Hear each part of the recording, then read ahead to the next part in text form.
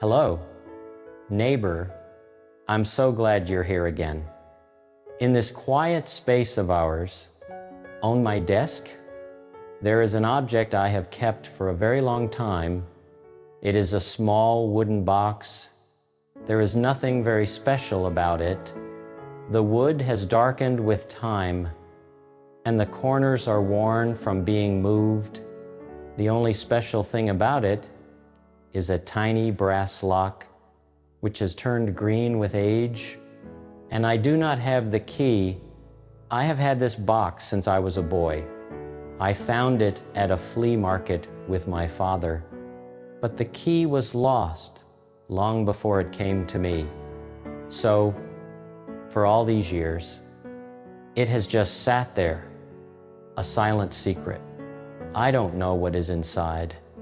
Perhaps nothing at all. But perhaps there is something, and because it cannot be opened, it has become a thing that is heavy with mystery. Sometimes I pick it up and shake it gently, but there is no sound. It is just still and closed. This box makes me think about the invisible boxes we carry around inside of us, the boxes where we keep the things that are hard to talk about, the feelings, the memories, the fears that we feel we cannot share with anyone. We lock them up and we hide the key, sometimes even from ourselves. There is a quote that I have thought about a great deal over the years. It goes like this: anything that's human is mentionable, and anything that is mentionable can be more manageable. It is such a simple idea, but it is also so powerful. It doesn't promise that the pain will disappear. It doesn't promise that every problem will be solved. It only offers a path that begins with a small action, the action of mentioning, the action of naming. Today, perhaps we can very slowly explore what that means together. Inside our locked boxes, what do we keep? Perhaps it is sadness, a deep, quiet sadness over a loss of some kind. Maybe the passing of a loved one, or the end of a friendship, or the fading of a dream. The world around us always seems to be rushing us to get over it, to cheer up. And so we feel that our sadness is a burden to other people. We hide it away. We smile when we don't feel like smiling. We say, "I'm fine," when that is not the truth. And the sadness, locked away with no air to breathe, just grows heavier and heavier. Perhaps it is fear of the future, fear of not being good enough, fear of being rejected, of being left alone, fear of making a mistake.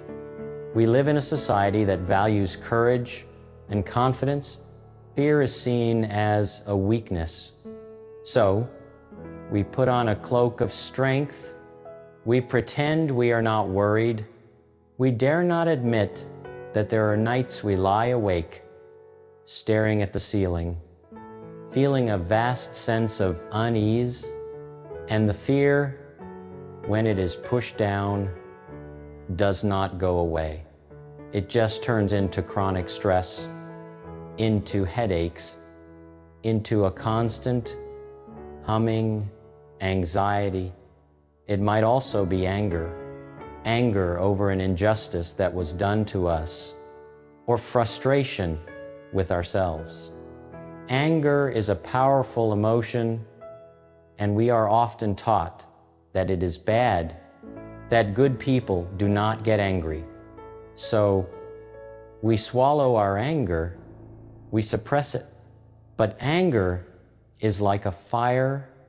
If it is tended to properly, it can pass, but if it is smothered in a closed space, it will smolder and it can destroy things from the inside out.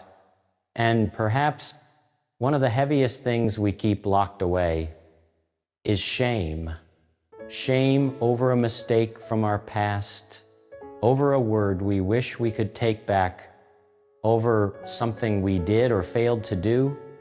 Unlike guilt, which focuses on the action, shame whispers something much more terrible to us, that it is not our action that was wrong, but that we, ourselves, are wrong, that we are unworthy of love.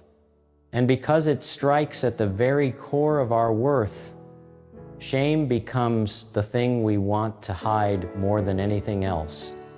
Sadness, fear, anger, shame, and also loneliness, envy, jealousy, all of these feelings, they are all part of the human experience.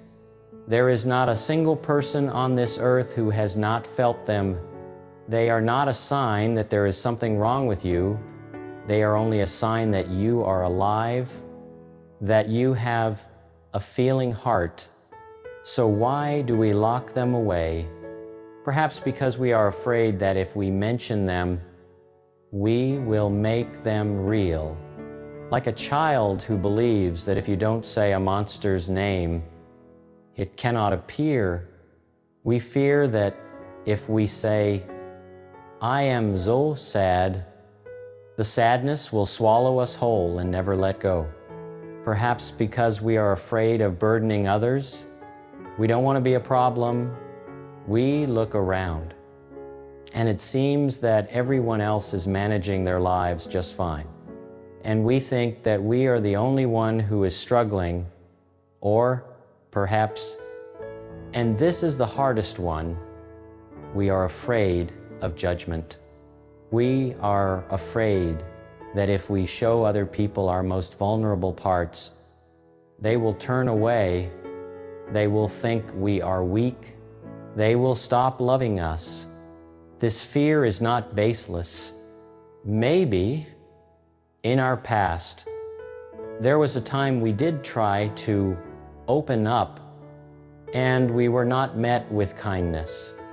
Our words were dismissed, minimized, or worse, used against us. That wound is very deep, and it teaches us the wrong lesson. That being closed is the only way to be safe. And so we carry these locked boxes with us, day after day. We carry them to work, we carry them home, we carry them with us, even into our sleep. And they get heavier and heavier. Our energy is drained not by the feelings themselves, but by the constant, exhausting effort of keeping them locked away. So, what does it mean that anything that's human is mentionable? It means giving ourselves permission to acknowledge the truth of what is happening inside of us. Mentioning does not have to be a grand declaration. It can begin with the smallest action, a whisper to ourselves in the mirror, "Today, I am feeling very lonely." It can be writing those feelings down in a journal. Paper is a wonderfully patient listener that never judges. As the words appear on the page, the chaotic feelings in our head begin to take shape. They are no longer a frightening fog. They become sentences, words that we can look at. When I was a little boy, I was very afraid of the dark in my bedroom every night.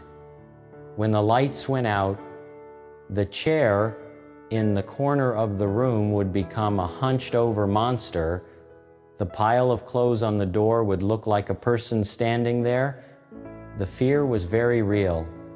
I would pull the covers up over my head and hardly dare to breathe. One night, my father came in and saw that I was trembling, instead of saying, "There's nothing there. Don't be silly," he sat down on the edge of the bed and asked me a very gentle question.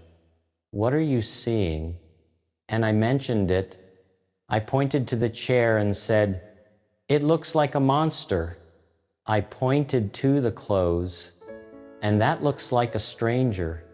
My father didn't turn on the light right away. He just looked where I was pointing, and he said, "Oh, I see. It does look a little bit like that, doesn't it?" He validated what I was feeling, and that alone made the fear shrink by half. Then he said, "Well, how about tomorrow we find a different spot for that chair, and we can fold our clothes and put them away before we go to sleep." He didn't banish the darkness. He helped me name the shapes within it, and he worked with me to find a way to rearrange the room so that the darkness became less frightening. That was a priceless lesson. Naming a fear, whether it's a child's fear of the dark or an adult's fear of failure, takes away its power. And then, the most important step, mentioning can be sharing it with another person, someone you trust. This is the scariest part. It is like searching for a key to a box that has been locked for a very long time. It requires courage, and it requires careful choosing. Not everyone can be our key holder. A safe listener is not someone who will solve your problem for you. They are not someone who will say, "Don't be sad," or "You shouldn't feel that way." A safe listener is someone who will simply be there. They will sit with you in the silence. They will listen to your words and to the spaces between your words. Their presence, their focused attention tells you something precious. What you are feeling is real. You are allowed to feel it, and you are not alone. I remember a story about a friend of mine named David. He's an architect, a person who always seemed confident and successful to everyone. But then his firm fell on hard times, and he had to lay off several employees not long after a project that he had poured his heart into failed. David told no one. He kept his feelings of failure and shame locked away. He went to work every day. He smiled, but inside, his box was getting heavier. He started having trouble sleeping. He became irritable. One evening, he was sitting in a small coffee shop in Pittsburgh's South Side, just so he wouldn't have to go home to the silence. An old friend, Mark, happened to see him there. They greeted each other, and Mark asked a very simple question. "How are you doing?" David was about to say, "I'm fine," as he always did. But for some reason, maybe because of the genuine look in Mark's eyes, maybe because his exhaustion had reached a breaking point, he was quiet for a long moment.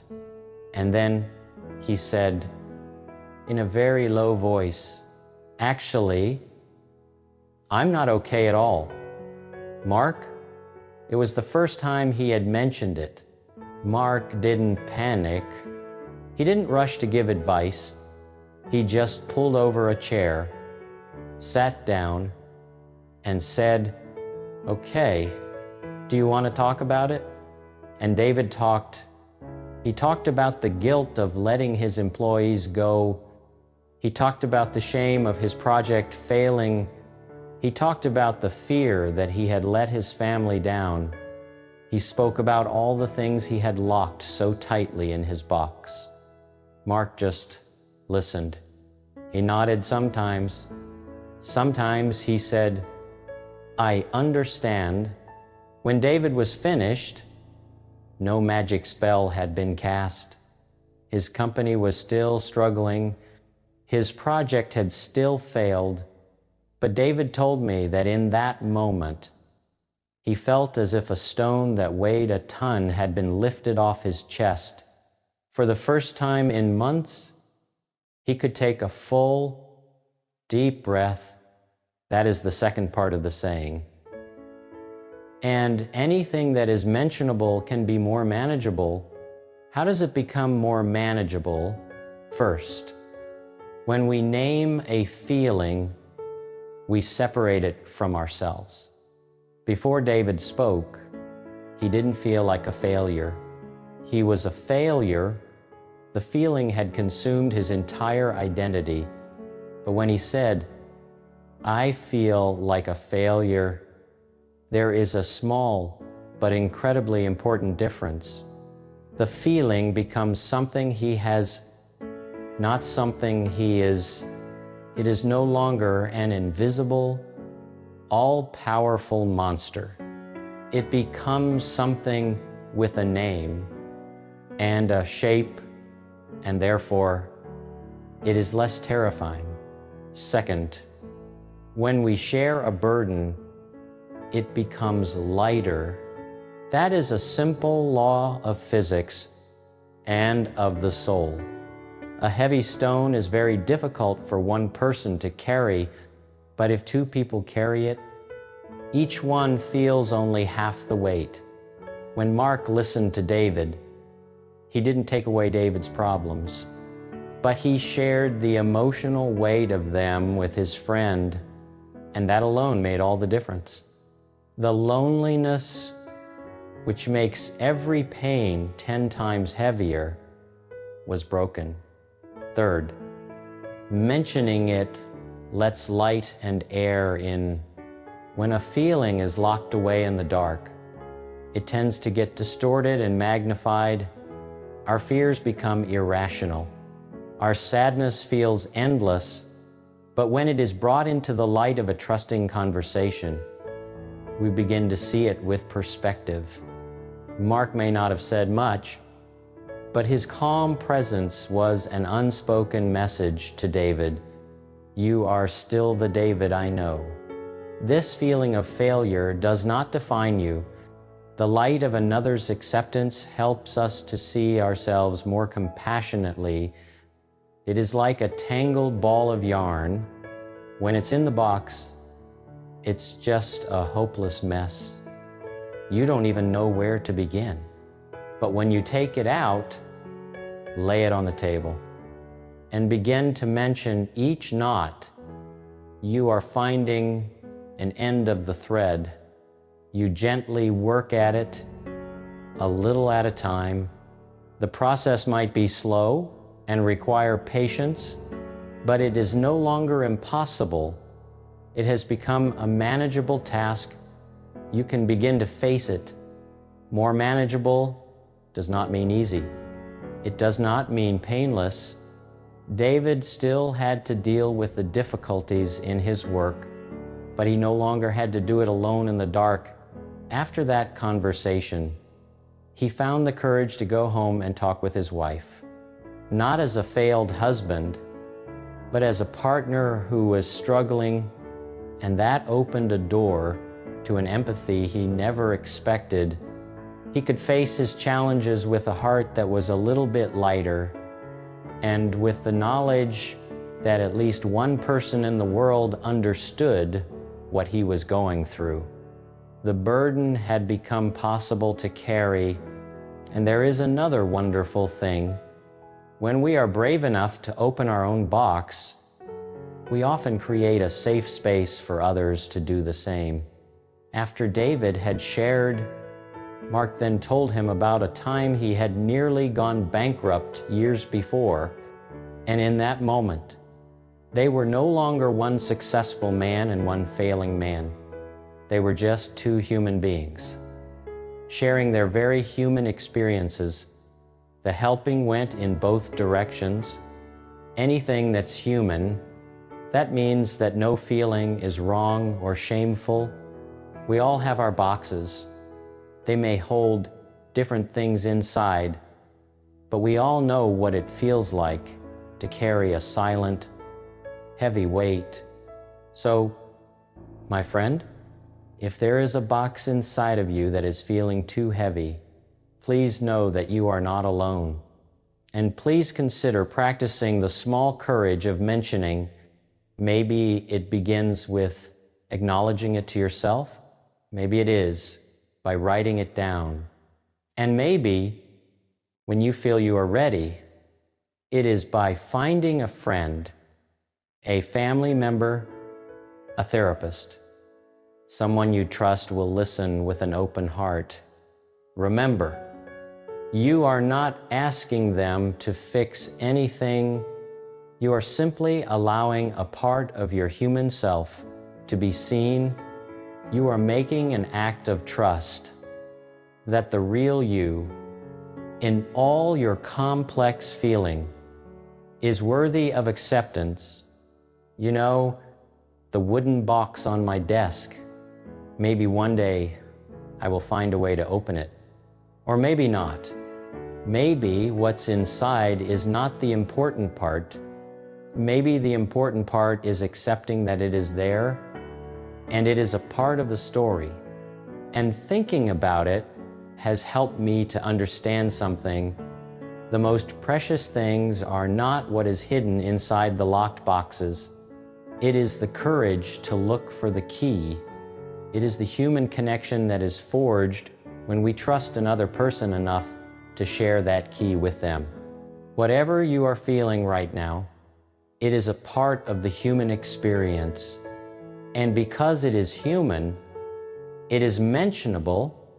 And because it is mentionable, it does not have the power to overwhelm you.